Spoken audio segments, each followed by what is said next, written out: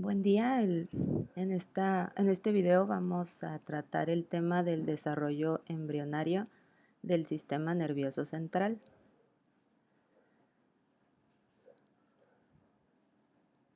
Muy bien, como recordarán, ya habíamos visto en varias clases imágenes donde se observa el desarrollo de la placa neural y del tubo neural. Es imposible separarlo porque va de la mano del desarrollo de otras estructuras y es muy temprano, tan temprano como durante la tercera semana en que se establece la placa del ectodermo. Aquí podemos observar en el ectodermo un engrosamiento del mismo que se conoce como placa neural. Más adelante, conforme avanza el desarrollo, la placa neural, que se sitúa en la región mediodorsal delante del nódulo primitivo, comenzará a elevarse en sus bordes, como se observa en esta imagen, y va a constituir así los pliegues neurales. Más adelante, estos continúan elevándose hasta aproximarse entre sí y fusionarse, originando el tubo neural. La fusión de estos pliegues neurales inicia en la región cervical, avanzando en dirección de cefálico a caudal. ¿En qué momento se cierra el neuroporo craneal? Alrededor del día 25, cuando el embrión tiene 18 a 20 somitas, y el caudal alrededor del día 28. En la imagen que tenemos aquí de una microscopía electrónica en un embrión de 4 semanas, un corte transversal, se puede observar el tubo neural, la notocorda, las somitas y el ectodermo de superficie.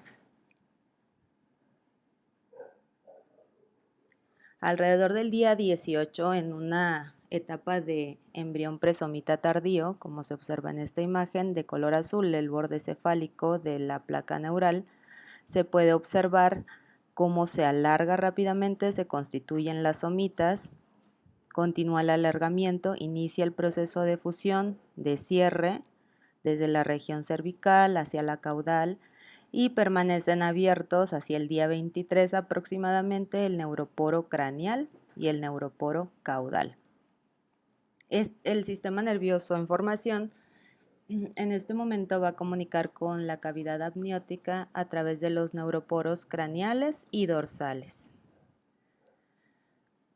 En el extremo cefálico del tubo neural, ubiquémonos aquí, se van a observar 3 dilataciones que corresponden a las vesículas cerebrales primarias. Una de ellas es el prosencéfalo o cerebro anterior, después el mesencéfalo o cerebro medio y el romboencéfalo o cerebro posterior.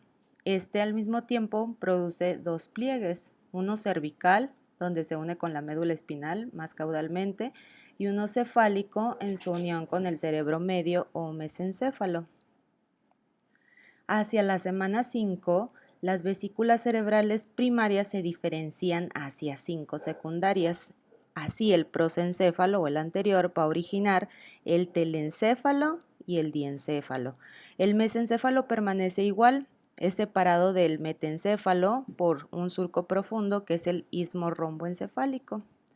Y el romboencéfalo va a producir el metencéfalo que acabo de mencionar y el mielencéfalo aquí. Estos se encuentran separados por un pliegue que es el pliegue pontino.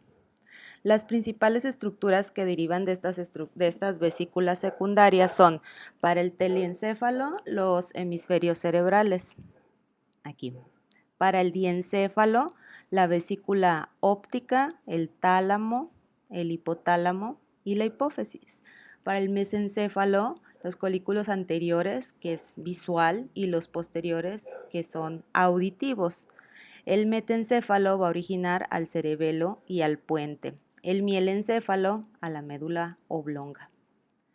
La luz de la médula espinal se comunica con la luz de las vesículas cerebrales. Hay un continuo de comunicación en su interior. La cavidad del romboencéfalo corresponde al cuarto ventrículo, la del diencéfalo al tercer ventrículo y la de los hemisferios cerebrales pues a los ventrículos laterales.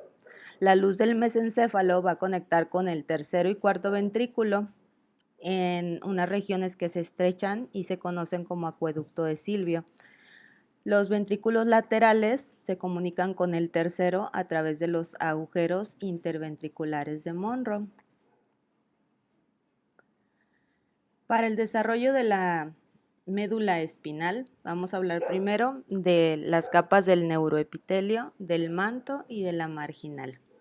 Las células del neuroepitelio, ya que cerró el tubo, van a crear otro tipo de células que tienen un núcleo grande, redondo, y se conocen como neuroblastos. Estas van a constituir la capa del manto que se va a encontrar alrededor de la capa neuroepitelial, que luego va a dar origen a la sustancia gris de la médula espinal, ya que en el tubo neural recién cerrado con las células neuroepiteliales, ya que está cerrado, se va a formar un epitelio pseudoestratificado que se va a extender a lo ancho de toda la pared. Aquí se puede observar en este esquema, en este dibujo. Y en la luz del tubo se observan las células que se están dividiendo. Aquí vemos, acá estaría la luz del tubo, algunas células que están en proceso de división. Un poco después, la mayor parte de la pared del tubo neural son células neuroepiteliales y en la periferia se encuentran neuroblastos. Esos están adyacentes a la membrana limitante externa y son producidos por las células neuroepiteliales que constituirán la capa del manto, que ya mencionamos, la sustancia gris de la médula espinal. Conforme se están incorporando constantemente neuroblastos a la capa del manto, ambos lados del tubo neural se engrosan de manera ventral y dorsal. Los ventrales van a formar unas placas basales que tienen las células de las astas motoras ventrales y van a formar las áreas motoras de la médula espinal. Los engrosamientos dorsales o placas alares, estas de color rojo, las anteriores son estas de color rojo, las de la placa alar son las de color azul. Estas alares van a formar las áreas sensitivas. Va a haber un surco limitante longitudinal que va a marcar el límite entre ambas, como se puede observar aquí. Las porciones dorsales y ventrales a la línea media del tubo neural son las placas del techo y del suelo, estas regiones. No tienen neuroblastos y van a servir como una ruta para las fibras nerviosas que cruzan de un lado al otro. Además de las astas motora y sensitiva, un grupo de neuronas se acumula entre las dos y crean el asta intermedia. El asta intermedia contiene neuronas de la porción simpática del sistema nervioso autónomo y solo se encuentran en los niveles torácico, desde la vértebra torácica 1 hasta la 12, y lumbar superior, desde L2 o L3 de la médula espinal. Entonces, muy importante, cada una de estas placas va a generar las astas, sea motora ventral o sensitiva dorsal, para la posterior u alar, y el asta intermedia. Existe un proceso de diferenciación de las células nerviosas. El neuroblasto, que ya comentamos, en un inicio tiene una prolongación central que se extiende hasta la luz. Esa va a ser una dendrita transitoria que conforme migra a la capa del manto desaparece. Entonces los neuroblastos se hacen redondos y apolares, no se encuentran polarizados. En su proceso de diferenciación aparecen dos nuevas prolongaciones citoplasmáticas en lados opuestos del cuerpo polar. Así se forma un neuroblasto bipolar. En una de las prolongaciones se produce el axón primitivo. En el otro, arborizaciones, que serán las dendritas primitivas. Los axones de las neuronas que están en la placa basal entran hacia la zona marginal y se ven visibles en la cara ventral de la médula. Allí, con el nombre de raíz motora ventral del nervio raquídeo, van a transmitir los impulsos motores desde la médula espinal hasta los músculos. Destino. Los axones de las neuronas que están en el asta sensitiva, en la región dorsal, van a penetrar en la capa marginal de la médula, de donde ascienden a niveles o más altos o un poco más bajos para producir neuronas de asociación. Entonces acá la región sensitiva o dorsal y acá la anterior con las raíces motoras. va a haber células de sostén. Aquí hablamos de los glioblastos o células de sostén primitivas. Se originan también de la célula neuroepitelial. Cuando termina la producción de neuroblastos, comienza la diferenciación de glioblastos.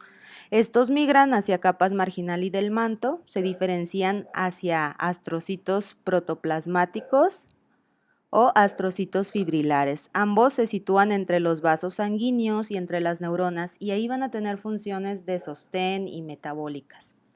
Las células de oligodendroglia son otro tipo y también son de apoyo o de sostén y se localizan en la capa marginal.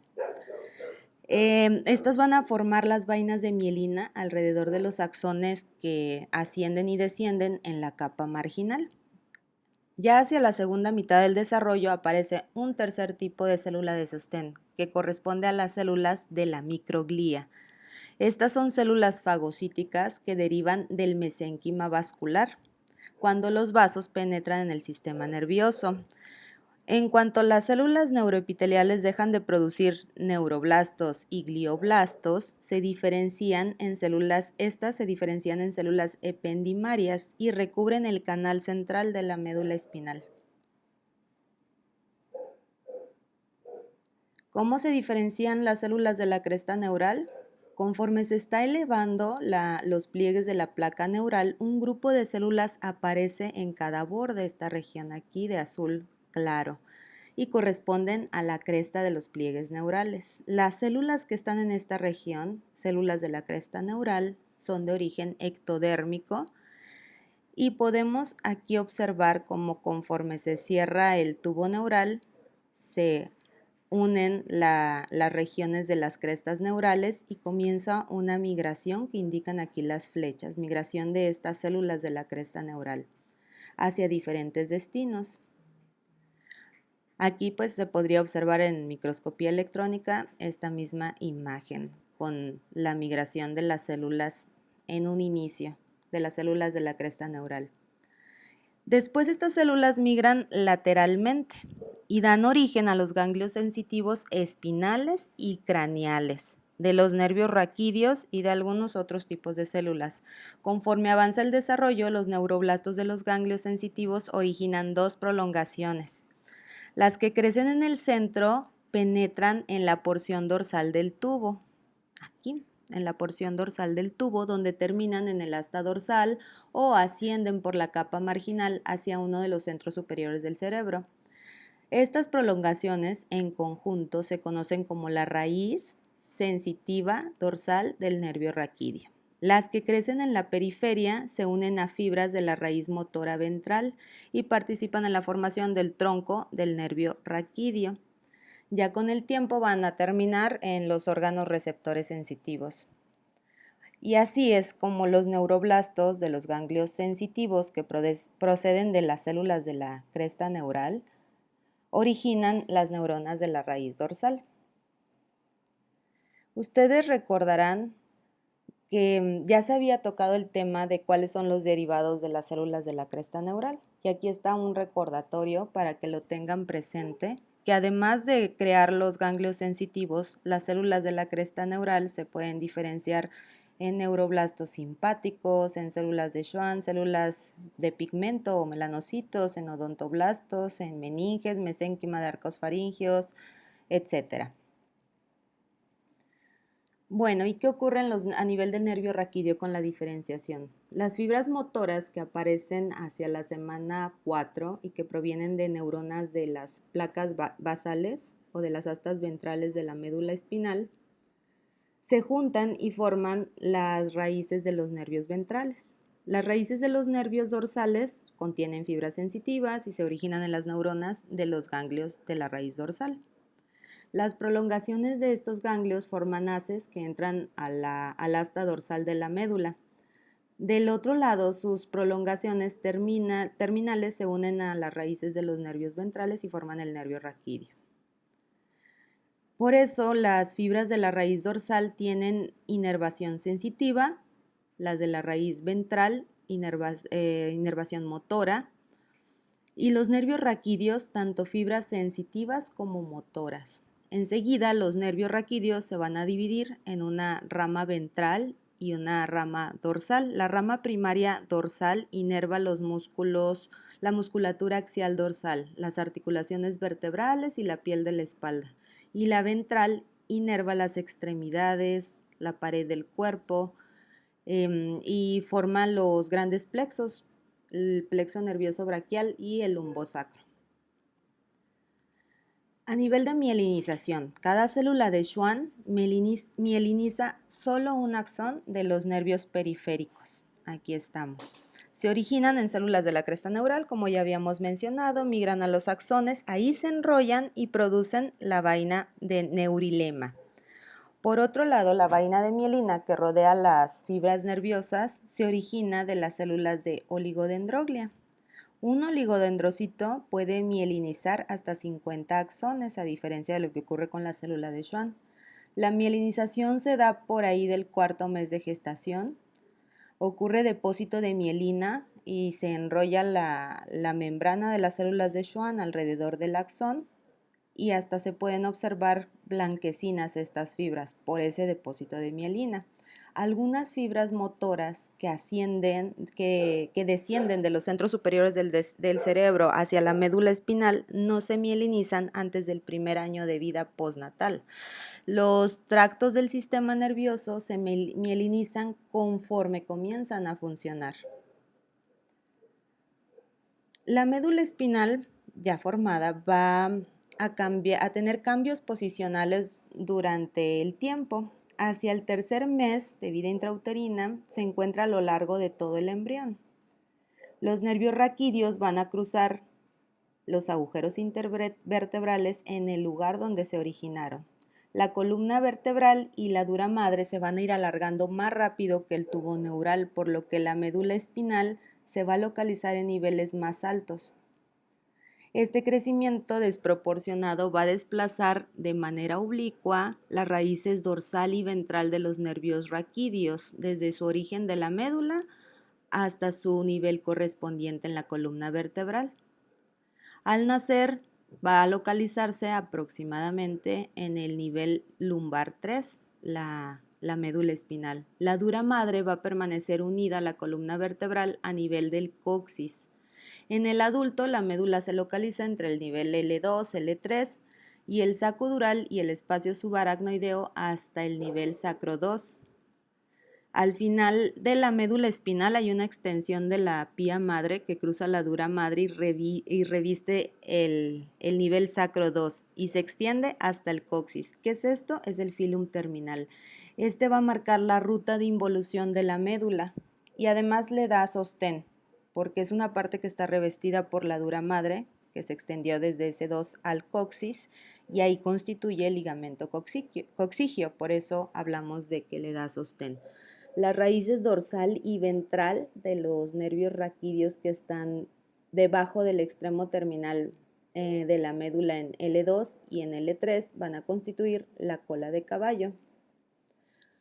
Y bueno, importante, cuando se extrae líquido cefalorraquídeo durante una punción lumbar, se debe de introducir la aguja en el nivel lumbar inferior, es decir, L4, L5, para evitar lesionar el extremo inferior de la médula espinal. Importante la correlación.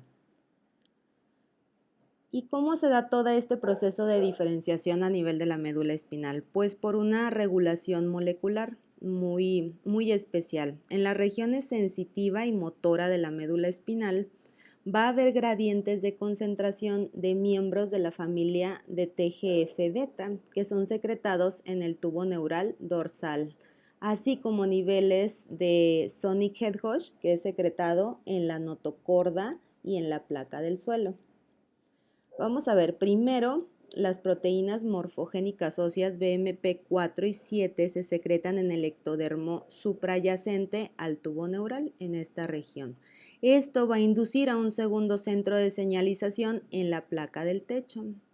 Entonces, la proteína BM4 en la placa del techo induce una cascada de proteínas TGF-beta, como cuáles puede ser BMP5, BMP7, activina y dorsalina. Esto se induce en el área circundante y establece un gradiente de concentración de estos factores. y así las células de la placa del techo se van a exponer a mayores concentraciones respecto a las regiones ventrales. En la región ventral del tubo neural, la molécula de señalización es sonic Hedgehog, que primero se expresa en la notocorda y luego en la placa del suelo. Y así van sus niveles de concentración disminuyendo desde la región ventral a la dorsal. Los gradientes de concentración superpuestos, que les puse aquí, por ejemplo, si el eje de las Y corresponde al nivel de concentración, el eje de las X desde la región ventral a la región dorsal del tubo neural, podemos observar de color rojo la concentración decreciente de sonic Hedgehog desde ventral a dorsal y la concentración creciente de miembros de la familia TGF-beta desde la región ventral a la dorsal. Estos gradientes superpuestos de concentración regulan la diferenciación de neuronas sensitivas y motoras. Por ejemplo, un nivel alto de TGF-beta, aquí, y bajo de sonic Hedgehog va a activar PAX3 y PAX7 y estos controlan la diferenciación de las neuronas sensitivas. Un nivel alto de sonic Hedgehog y bajo de TGF-betas en la región ventral activan a los genes NKX 2.2, NKX 6.1 y con estos la formación de neuronas motoras o neuronas ventrales. La expresión de NKX 6.1 y PAX6 inician en una posición detrás de la región ventral, donde apenas empiezan las concentraciones menores de sonic Hedgehog y altas de TGF-beta, y esto permite la diferenciación de las células del asta motora ventral. Eso en resumen, como la regulación molecular. Pueden ocurrir defectos en el proceso de cierre o de formación del tubo neural. Estos son de los más frecuentes, los defectos del tubo neural solo son superados en frecuencia por las malformaciones cardíacas. Estos defectos se dan por un cierre anormal de los pliegues neurales entre la tercera y cuarta semana, es decir, muy temprano en el desarrollo embrionario. Los defectos que afectan la región medular se denominan como espina bífida y consisten en la división de los arcos vertebrales, o sea, permanecen divididos, no se fusionan y pueden afectar o no el tejido neural que está subyacente. Aquí observamos diferentes tipos de defectos. Uno de ellos es la espina bífida oculta si el defecto vertebral está cubierto por piel. Podemos tener estigmas del defecto, por ejemplo, la presencia de pelos en esa región. Y es muy frecuente este tipo de malformación. La espina bífida oculta en la población en general se puede encontrar hasta en 10 de cada 100 personas. No suele tener una manifestación clínica y suele ser un hallazgo incidental durante una radiografía de columna. Lo más frecuente es que se localice a niveles sacros S1 y S2. Aquí tenemos un meningocele en el que el defecto vertebral ocasiona la protusión de meninges, que aracnoides, espacio subaracnoideo, pero no de tejido de la médula espinal. Por otro lado, el mielomeningocele, pues sí existe la protrusión de tejido neural. Existen otros defectos más graves como son raquisquisis o craniorraquisquisis, en las que el tejido neural no se pudo diferenciar y formar y es mucho más grave a nivel clínico. Es importante mencionar que la hidrocefalia es muy frecuente observarse en este tipo de defectos, hasta en un 90% de los graves, y se relaciona también con una malformación una herniación a nivel cerebeloso que se conoce como malformación de Arnold-Chiari. En esta existe herniación del cerebelo a través del agujero magno, lo que obstruye el flujo de líquido cefalorraquídeo y pues por lo tanto ocasiona hidrocefalia. ¿En qué momento se puede diagnosticar este tipo de defectos? Pues prenatalmente, mediante un ultrasonido y la presencia de marcadores en suero materno elevados como es la alfa-fetoproteína y también se puede encontrar elevada en el líquido amniótico. Para efectos del ultrasonido, las vértebras se pueden visualizar alrededor de la semana 12 de gestación. Puede realizarse cirugía in útero desde la 22 semana de gestación con el objetivo de reparar el defecto. Existen también teratógenos que pueden producir estos defectos ya bien reconocidos. Uno de ellos, el ácido valproico, la hipertermia o la hipervitaminosis A. Esto durante las etapas tempranas del desarrollo. También la deficiencia de ácido fólico. Y es una relación ya bien establecida que estos defectos se pueden prevenir mediante la suplementación con ácido fólico de manera periconcepcional, es decir, desde 4 semanas antes de la concepción y durante la gestación. Y pues es difícil poder determinar en qué momento ocurre una concepción, así que en cualquier mujer en etapa reproductiva se recomienda la ingesta de 400 microgramos de ácido fólico para disminuir así la frecuencia de estos defectos hasta en un 50 a 70%. Vamos a hablar del desarrollo del encéfalo. El encéfalo se divide en tronco encefálico y en centros superiores. El tronco encefálico contiene el mielencéfalo, el puente y el mesencéfalo. Las placas aquí en el tronco, las placas basales, que es el área motora, y las alares, que es el área sensitiva, están bien definidas. Y para los centros superiores constituidos por cerebelo y hemisferio cerebral, solo las placas alares están bien definidas. Hablemos del romboencéfalo o el cerebro posterior. Está constituido por mielencéfalo y metencéfalo.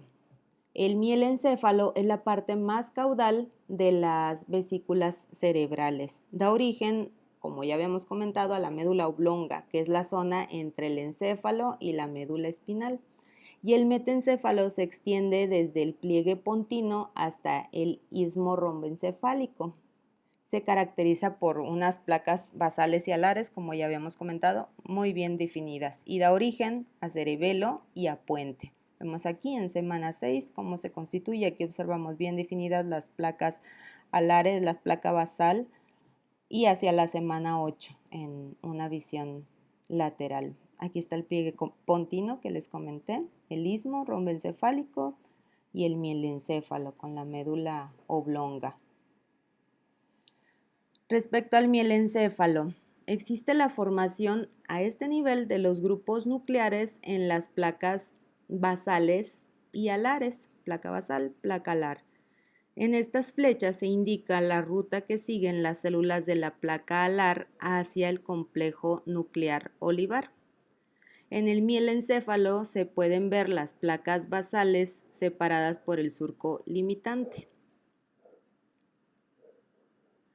Estas van a contener los núcleos motores. Los núcleos motores se van a dividir en 3 grupos, como se puede observar aquí.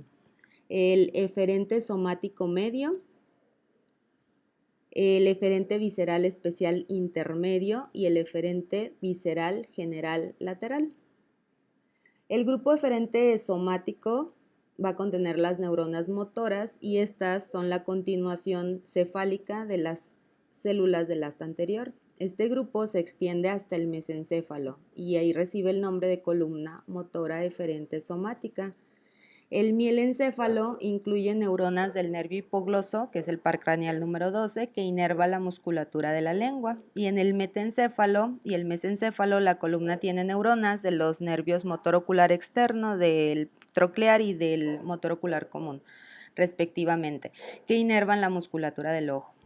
El grupo eferente visceral especial se extiende hasta el interior del metencéfalo, ahí forma la columna motora eferente visceral y sus neuronas motoras inervan los músculos estriados de los arcos faringeos. En el mielencéfalo, la columna es representada por las neuronas de los nervios accesorios del par 11, del par 10 y del 9.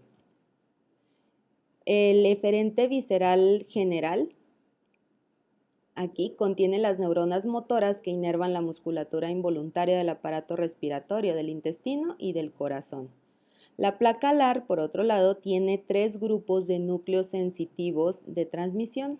El más lateral es el grupo aferente somático o sensitivo general, este que está aquí.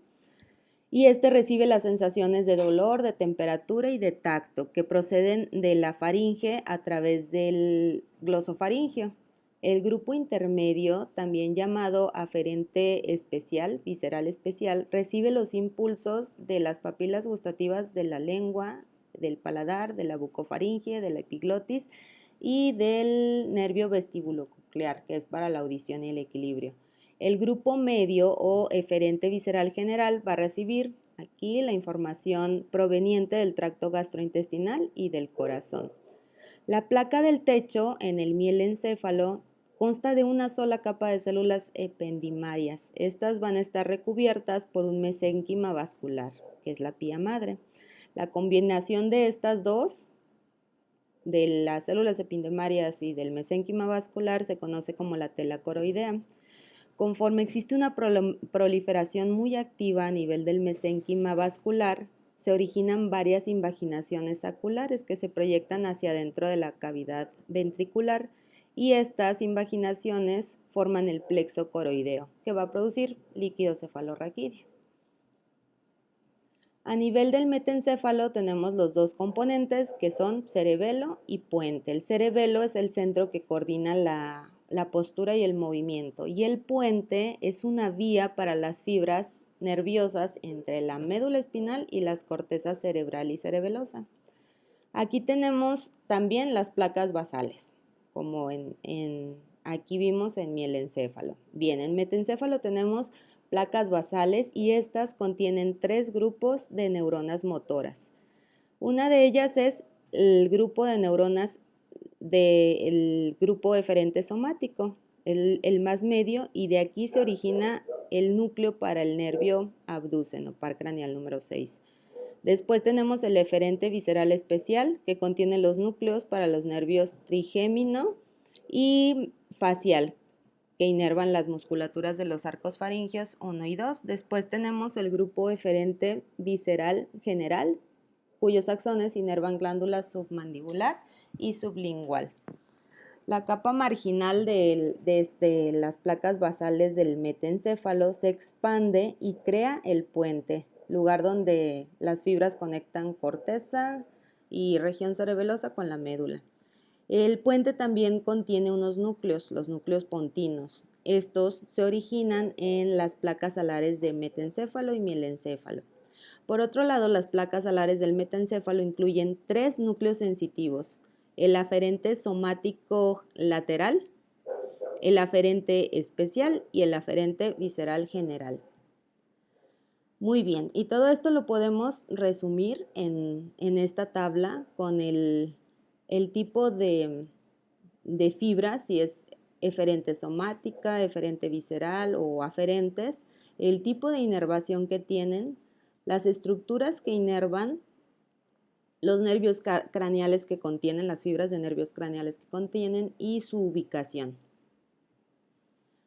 Y pasamos al cerebelo. Aquí en la parte dorsolateral de las placas alares se van a inclinar de manera medial y van a formar los labios rómbicos, esta región de color azul. La parte caudal del metencéfalo, aquí en esta parte los labios están muy separados, pero inmediatamente debajo del mesencéfalo aquí se aproximan entre sí en la línea media y se comprimen en la parte cefalocaudal, donde forman la placa cerebelosa. En un embrión de 12 semanas aproximadamente, la placa muestra una pequeña porción en la línea media, que corresponde a el vermis, y 2 porciones laterales, que son los hemisferios. Aquí vermis, hemisferios. Una fisura transversa separa el nódulo del vermis y el flóculo lateral de los hemisferios. Este lóbulo que les acabo de mencionar, flóculo nodular, es la parte más primitiva del cerebelo. Seguimos con cerebelo. Las secciones transversales que les muestro aquí son del techo del metencéfalo. Aquí al principio la placa cerebelosa está compuesta por capas neuroepitelial, marginal y del manto. Luego, varias células producidas por el neuroepitelio migran a la superficie del cerebro y constituyen la capa granular externa. Esta conserva la capacidad de dividirse y va a formar una zona proliferativa sobre la superficie del cerebelo. Y así comienza la constitución de sus cortezas. Alrededor del sexto mes, la capa granular externa produce varios tipos de células y estas van a migrar hacia células de Purkinje para dar origen a células granulares. Aquí va a haber células en cesta y estrelladas y provienen de esas células cerebelosas que les mencioné, que están en proliferación dentro de la sustancia blanca cerebelosa. La corteza del cerebelo va a alcanzar su tamaño hasta después del nacimiento y está conformada por células de Purkinje, neuronas tipo 2 y neuronas producidas por la capa granular externa. Los núcleos más profundos del cerebelo contienen algunas estructuras como el núcleo dentado, por ejemplo, y ese va a ocupar su posición antes del nacimiento, o sea, su posición definitiva. Y hablaremos ahora del mesencéfalo, cerebro medio. Este en su placa basal va a contener dos grupos de núcleos motores. El eferente somático medial, que está representado por los nervios oculomotor y troclear para la musculatura del ojo, y el eferente visceral general, que es más pequeño y que es representado por el núcleo de Edinger-Westphal. Este va a inervar el músculo del esfínter de la pupila. Y en el prosencéfalo o cerebro anterior, que como comentamos, contiene telencéfalo y diencéfalo, y telencéfalo origina hemisferios cerebrales y diencéfalo la copa y el tallo ópticos, la hipófisis, tálamo, hipotálamo y epífisis. El diencéfalo va a constar de una placa del techo y dos placas alares. La placa del techo tiene una sola capa de células ependimarias recubiertas por el mesénquima vascular y estas también originan el plexo coroideo, pero bueno, en este nivel sería del tercer ventrículo. La parte más caudal de la placa del techo se va a convertir en el cuerpo pineal o epífisis.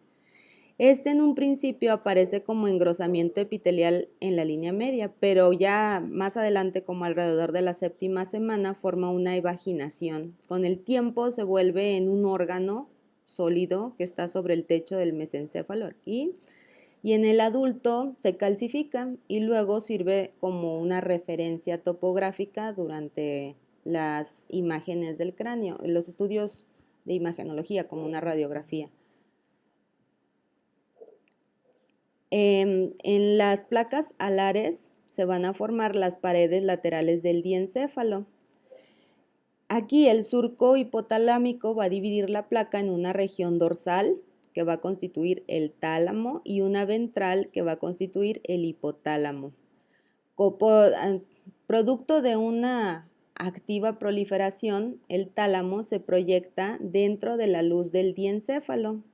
Tanto se proyecta que a veces se llega a fusionar el derecho con el izquierdo y crean la conexión intertalámica o masa intermedia.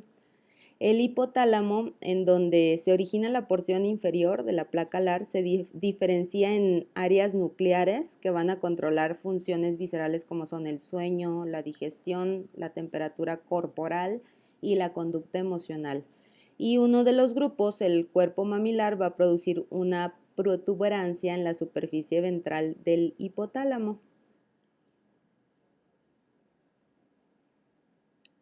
La hipófisis o glándula pituitaria tiene dos orígenes. Uno es proveniente de la prominencia ectodérmica del estomodeo y este se localiza delante de la membrana bucofaringea.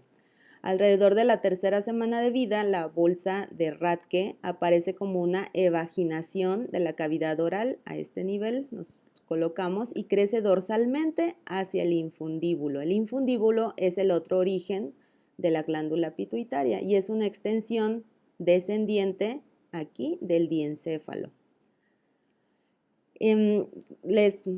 Hacia el final del segundo mes va a perder su conexión esta región, la bolsa de Rathke, con la cavidad oral. Aquí se observa como la bolsa de Rathke está como una prominencia dorsal de la cavidad oral y el infundíbulo como un engrosamiento del suelo del diencéfalo. Después las células en la pared anterior de la bolsa de Rathke aumentan de tamaño rápidamente, constituyen después el lóbulo anterior de la hipófisis o adenohipófisis, aquí. Y del mismo color, vean el origen. Y más adelante una pequeña extensión del lóbulo constituye la parte tuberal, que va a crecer a lo largo del tallo del infundíbulo y va a terminar rodeándolo. Esta región de color rojo. El infundíbulo va a originar el tallo y la parte nerviosa, aquí lo del diencéfalo, conocida como lóbulo posterior de la hipófisis o la neurohipófisis. Esta está compuesta por células de neuroglia, por fibras nerviosas que provienen del área hipotalámica. Si llega a persistir una porción de la bolsa de Rathke, acá en el techo de la faringe, podemos tener una hipófisis faríngea, que pues es una anomalía del desarrollo hipofisiario. También podemos tener otra entidad clínica que son los craniofaringiomas. Estos se originan por remanentes de la bolsa de Rathke. Pueden aparecer dentro de la silla turca o en el tallo hipofisiario, pero por lo general están arriba de la silla turca. Y pues bueno, pueden tener todas las manifestaciones por ocupación, una de ellas hidrocefalia o disfunción hipofisiaria. Si es por disfunción hipofisiaria, podríamos tener retraso del crecimiento o una diabetes insípida como manifestación, para tenerlo presente. Y hablaremos ahora del telencéfalo. Telencéfalo, componentes, hemisferios cerebrales y su lámina terminal y los ventrículos laterales con sus agujeros de Monro. La parte más dorsal de las vesículas cerebrales tiene dos prominencias laterales que van a constituir los hemisferios cerebrales y una media que es la lámina terminal. Las cavidades de los hemisferios contienen a los ventrículos laterales y estos comunican con la luz del diencéfalo a través de los agujeros de Monro que podríamos ver aquí o aquí en este corte a este nivel, aquí. Hacia la semana 5 se van a observar evaginaciones bilaterales en la pared lateral del prosencéfalo. Vemos aquí ventrículos, lo que contiene aquí estarían iniciando las evaginaciones. Y hacia la semana 6 la parte basal de los hemisferios va a penetrar en la luz del ventrículo lateral y el suelo del agujero de Monro para constituir el cuerpo estriado, esta región. Después los hemisferios van a recubrir la cara lateral del diencéfalo, del mesencéfalo y la porción cefálica del metencéfalo. Crecen bastante. Los axones que vienen y van de la corteza y cruzan la masa del cuerpo estriado se conocen como fibras de la cápsula interna y dividen al cuerpo estriado en una parte dorsomedial, que será el núcleo caudado. Aquí lo tenemos, estas fibras que le dividen en núcleo caudado y la parte ventrolateral que será el núcleo lentiforme. Conforme crecen los hemisferios en el sentido anterior, dorsal e inferiormente, se forman los lóbulos frontal, temporal y occipital, respectivamente. O sea, por el crecimiento anterior, el dorsal y el inferior, va a disminuir después el crecimiento en la parte que es suprayacente al cuerpo estriado. Y aquí va a ocurrir una depresión entre los lóbulos frontal y temporal y se conoce como la región de la ínsula. Más adelante los lóbulos adyacentes, estos lóbulos van a crecer más que esa región y queda esta región de la ínsula casi totalmente cubierta al momento del nacimiento. En la fase final de la vida fetal, la superficie de los hemisferios se expande con tanta rapidez que muchas circunvoluciones son separadas por fisuras. Aquí vemos la fisura lateral que separa el lóbulo frontal del lóbulo temporal. Y la corteza cerebral se origina en el palio. El palio tiene dos regiones, palio-palio o arquipalio y neopalio. El palio se encuentra lateral al cuerpo estriado, es este que observo. Aquí está el cuerpo estriado, aquí está el palio. Y el neopalio que se encuentra entre el hipocampo y el palio, esta región, neopalio.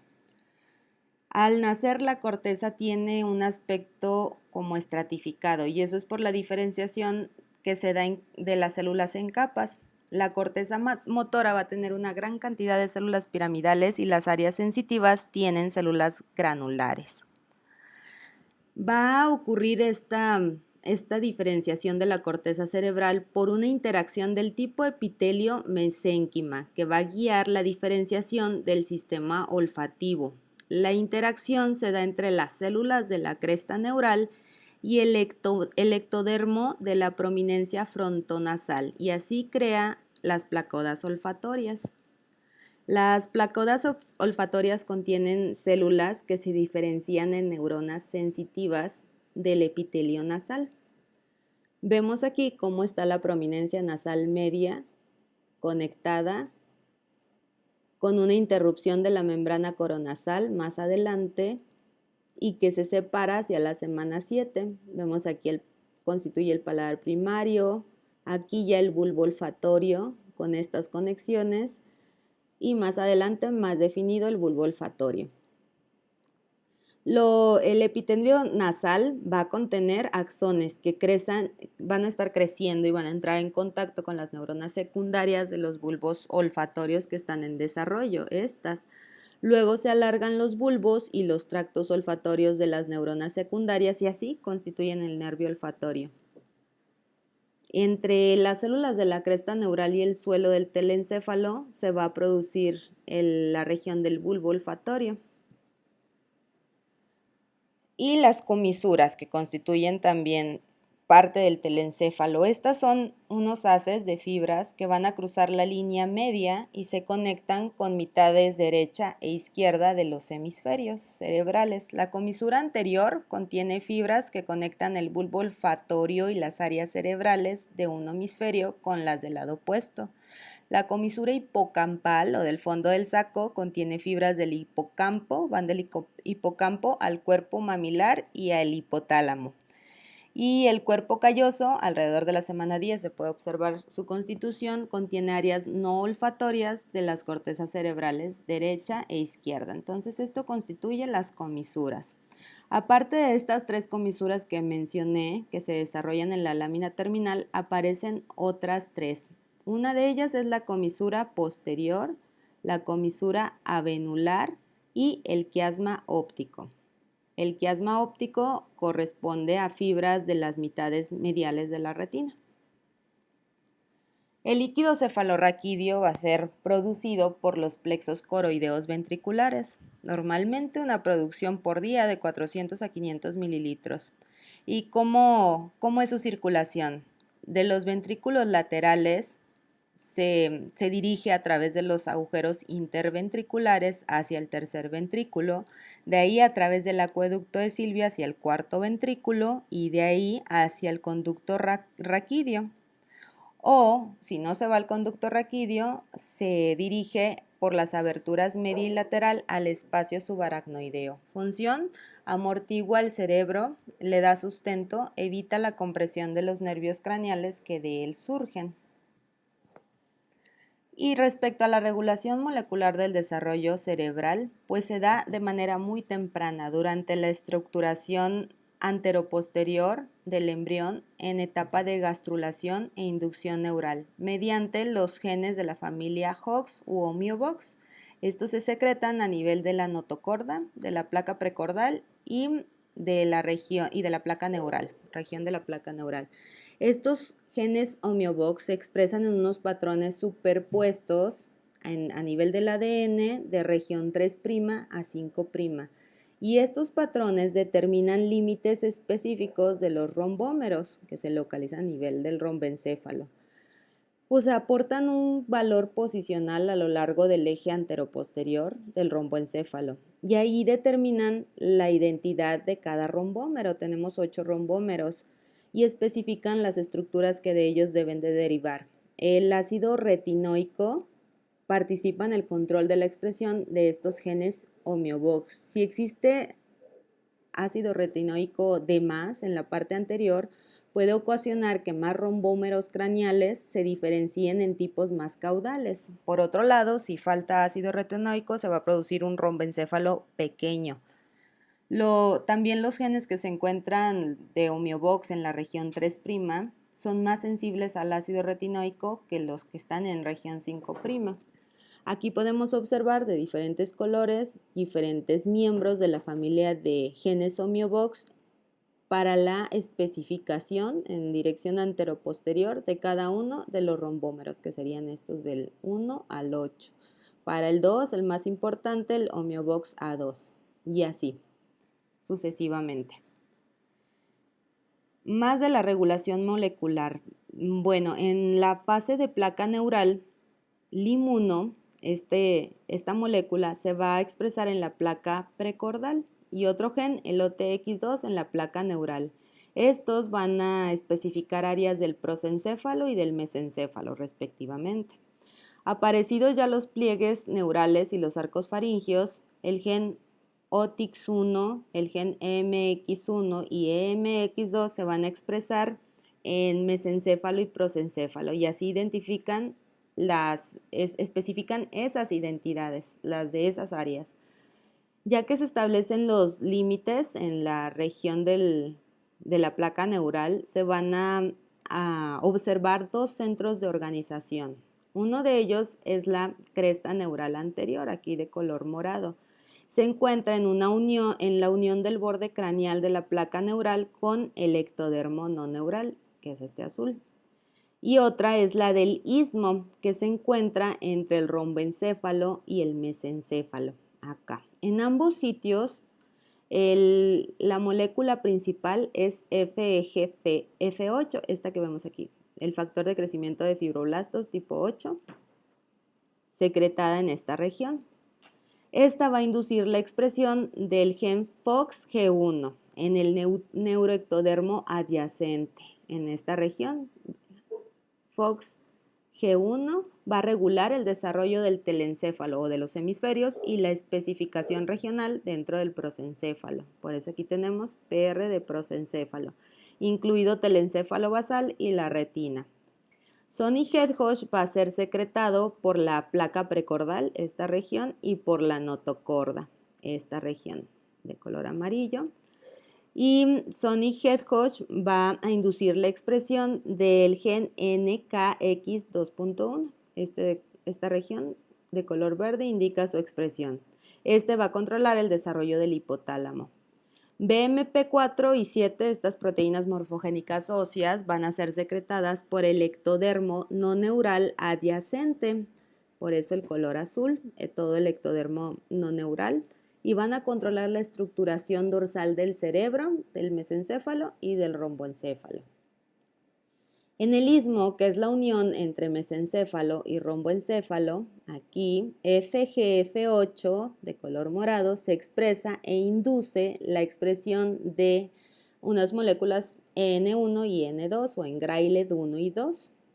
N1 va a regular el desarrollo del mesencéfalo dorsal, o sea, del techo, y del romboencéfalo anterior, o sea, el cerebelo. Y N2 va a participar en el desarrollo cerebeloso. Aquí están los dos de color verde. FGF8 también va a inducir la expresión de WNT1 de color rosa en esta región, que van a interactuar con N1 y N2 y controlan el desarrollo de esa región del cerebelo. Pueden ocurrir también anomalías a nivel craneal. Uno de ellos, la holoprosencefalia, que es constituida por un espectro de anomalías del cerebro y del rostro, dada una pérdida en la estructuración de la línea media.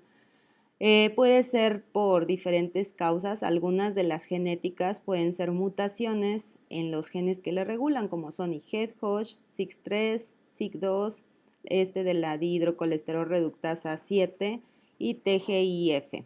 Para tenerlo presente, sabemos que Sony-Hedgehog es el gen que controla el establecimiento de la línea media ventral en el sistema nervioso central y que En la holoprosencefalia dada por mutaciones en Sony-Hedgehog podemos tener defectos de la línea media, como se observa en esta imagen: labio hendido, falta de tejido nasal, hipotelorismo. Y a nivel cerebral puede haber en la línea media la pérdida de tejido con un solo ventrículo lateral. En vez de los dos tenemos un ventrículo, sería una vesícula telencefálica o conocida como holoprosencefalia alobar. Pueden ser menos graves los defectos, por ejemplo, que el prosencéfalo se encuentre un poco dividido en dos hemisferios, pero las estructuras de la línea media están poco desarrolladas y puede haber bulbos olfatorios o cuerpo calloso hipoplásico o ausente. E incluso más leves, como solo tener la presencia de un incisivo único central. La magnitud en la función o el de retraso mental va a ir de la mano de la gravedad en el tejido encefálico. 1 de cada 15,000 recién nacidos puede presentar este espectro de malformaciones. Si hay defectos a nivel de osificación del cráneo, lo más común es que ocurran en la parte escamosa del occipital. Podemos tener protusión de meninges con tejido encefálico o incluso con hidrocefalia o porciones de meninges. 1 de cada 12,000 pueden presentar el defecto. Entonces tenemos meningocele, meningoencefalocele y meningohidroencefalocele. Su nombre lo dice. Puede haber exencefalia y en este no cerró la parte cefálica del tubo neural, por lo tanto no se formó una bóveda craneal. Queda expuesto el cerebro y este va a degenerar por su exposición al líquido amniótico y va a permanecer como un tejido necrótico. A esto se le conoce como anencefalia, aunque el tronco encefálico puede quedar intacto, como se observa en esta imagen de un feto con anencefalia y cranioraquisquisis, porque el defecto se extendió más allá de la región craneal hacia las porciones de la médula espinal superior. Es muy frecuente que estos fetos presenten polihidramnios, pues se encuentra abolido el reflejo de deglución, dada la alteración a nivel encefálico. También se puede observar hidrocefalia. La mayoría de las hidrocefalias se debe a obstrucción del acueducto de Silvio, que se conoce como estenosis acueductal, y el líquido se va a acumular en los ventrículos laterales en diferentes magnitudes. También se puede tener microcefalia, esta puede ser genética, multifactorial o por exposición a teratógenos, y ocasiona retraso mental en más del 50% de los casos. Dentro de los teratógenos podemos tener toxoplasmosis, exposición a radiación o hipertermia. Y aquí dejamos la primera parte del desarrollo embrionario del sistema nervioso central. Más adelante vamos a seguir con nervios craneales y hasta terminar el desarrollo del sistema nervioso central. Los nervios craneales, alrededor de la semana 4, podemos observar los núcleos para los 12 pares craneales. Todos tienen origen en el tronco encefálico excepto el 1 y el 2. Todos provienen del romboencéfalo excepto el 3. Los rombómeros originan los núcleos motores del 4, del 5, 6, 7, 9, 10, 11 y 12. Y no todos contienen tanto fibras motoras como sensitivas. Aquí se pueden observar los patrones de segmentación en el cerebro y en el mesodermo. El cerebro posterior se divide en los 8 rombómeros que habíamos comentado que producen los nervios motores. Acá serían los arcos faringeos, telencéfalo, diencéfalo, mesencéfalo, los rombómeros del 1 al 8 y para cada par craneal, por ejemplo aquí el 4 con su región motora, el 5 con la región motora, etc. En esta tabla se puede observar el origen de cada par craneal. Vemos aquí desde el 1 hasta el par 12, el origen en la región cerebral, el tipo, es decir, si es aferente especial, aferente general o eferente somático, eferente visceral general y qué regiones inervan. Importante esta tabla, pues resume todo el origen y la inervación de los 12 pares craneales. Respecto al sistema nervioso autónomo, muy bien, este proviene de células de la cresta neural que forman sus ganglios, los ganglios del sistema nervioso autónomo. Recuerdan que teníamos aquí la migración de las células de la cresta neural y la formación y su contribución a la raíz de los ganglios dorsales y migración más adelante. Miren, aquí migra hacia los ganglios simpáticos, hacia ganglios preaórticos y hacia la glándula suprarrenal en desarrollo.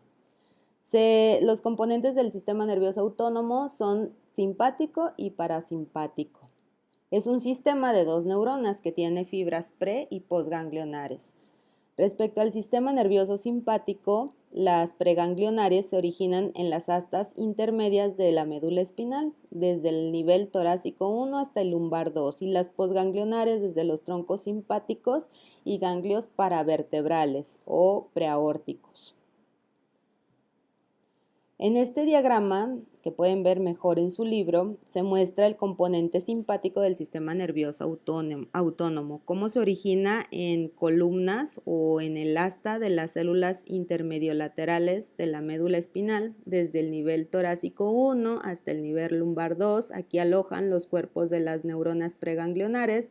Sus fibras van a entrar en las raíces ventrales de los nervios raquídeos, luego van a tener ramas primarias ventrales, y finalmente sus ramas de comunicación antes de llegar a los troncos simpáticos. Ahí forman sinapsis en el segmento donde entran. Y bueno, pueden subir de nivel o bajar de nivel para dirigirse a los ganglios prevertebrales como nervios esplácnicos. Después tenemos el componente parasimpático del sistema nervioso autónomo, también con sus componentes pre- y postganglionares. Los preganglionares que corresponden con núcleos en el tronco encefálico, de ahí nacen, y también en los segmentos sacro 2 a 4 de la médula espinal, y los postganglionares con los ganglios cercanos a los órganos inervados. También tenemos el diagrama del componente parasimpático como su origen, cráneo y sacro con sus cuerpos preganglionales vienen desde el tronco y de la médula hacia las fibras. Estas fibras preganglionales van a cruzar los pares craneales el 3, el 7, el 9 y el 10. Luego van a hacer sinapsis en las neuronas postganglionares de los ganglios de los pares craneales 3, del 7 y del 9. Ya después las neuronas postganglionares se van a asociar con el vago y se localizan en el órgano que inervan. Las fibras aquí preganglionares de los segmentos sacros van a abandonar las ramas primarias ventrales de los nervios raquídeos desde S2 hasta S4 como nervios esplácnicos pélvicos y van a inervar el tubo digestivo desde los 2/3 distales del colon hasta el recto. Finalmente tenemos cómo es que se origina la glándula suprarrenal. Tiene dos orígenes principales, uno mesodérmico y uno de las células de cresta neural. El mesodermo corresponde al que se localiza en la pared corporal posterior. Este va a constituir la corteza fetal, que luego va a ser la corteza definitiva, que produce esteroides. Secreta dihidroepiandrostenediona que la placenta se va a encargar de convertir en estrógeno y así coadyuva en el mantenimiento del embarazo. Las células de la cresta neural van a contribuir a la formación de la médula de la glándula suprarrenal, constituida por células cromáfines, que son neuronas simpáticas postganglionares y que son estimuladas por las preganglionares. Así secretan adrenalina y noradrenalina hacia el torrente sanguíneo. Y aquí podemos observar la imagen donde las células de la cresta neural penetran en la corteza fetal de la glándula suprarrenal y estas células de la cresta neural forman la médula de la glándula y se diferencian hacia células cromafines. Después la corteza va a rodear casi por completo a la médula, con sus diferentes zonas glomerulosa, fasciculada y reticulada. Y hasta aquí terminamos con el desarrollo del sistema nervioso central.